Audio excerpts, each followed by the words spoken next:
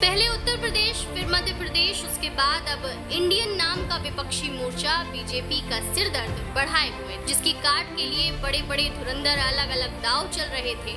लेकिन इसी बीच अखिलेश यादव ने महाराष्ट्र में खेल कर दिया। बीजेपी ने एनसीपी में दरार डालकर जहां उनकी सरकार को मजबूत करने का काम किया था, लेकिन अखिलेश यादव उनसे नाराज हो गए। बीजेपी के नेताओं ने सपने में भी नहीं सोचा होगा कि महाराष्ट्र में कांग्रेस, एनसीपी या शिवसेना नहीं बल्कि समाजवादी पार्टी खेल कर देगी, जिससे शिंदे सरकार और सरकार में शामिल बीजेपी नेता भी सकपका गए। हालात अखिलेश यादव ने ऐसे कर दिए हैं कि अगर अभी महाराष्ट्र में चुनाव हो जाएं तो बीजेपी के हालात खराब हो सकते हैं। आपको याद होगा कि हाल में ही खबर आई थी कि शिंदे सरकार किसी भी वक्त गिर सकती है, क्योंकि सरकार में शामिल विधायक बागी होने लगे हैं। ये खबर जैसे ही बीजेपी के नेताओं तक पहुंची, तुरंत उन्होंने पुराना वाला हथकंडा अपनाना शुरू कर दिया, जिसमें इस बार एनसीपी को निशाना बनाया गया था।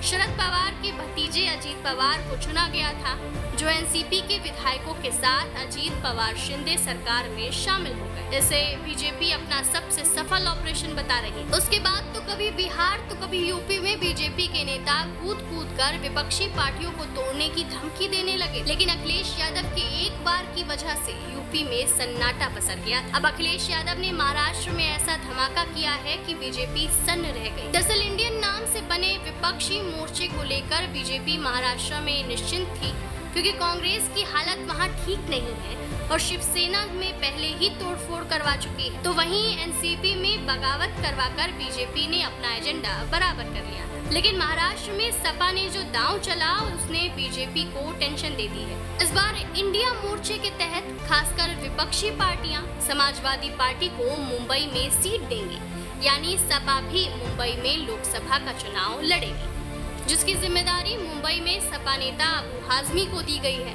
बता दें, अबू हाजमी ने अखिलेश यादव से मुलाकात की और महाराष्ट्र में इंडिया मोर्चे में लोकसभा चुनाव के दौरान 2 सीट की मांग की, जिस पे लगभग मोहर लग चुकी है। इससे पहले भी मुंबई में समाजवादी पार्टी जितनी भी सीटों पर चुनाव लड़ी है, उन सभी सीटों पर उसकी जीत दर्ज हुई है।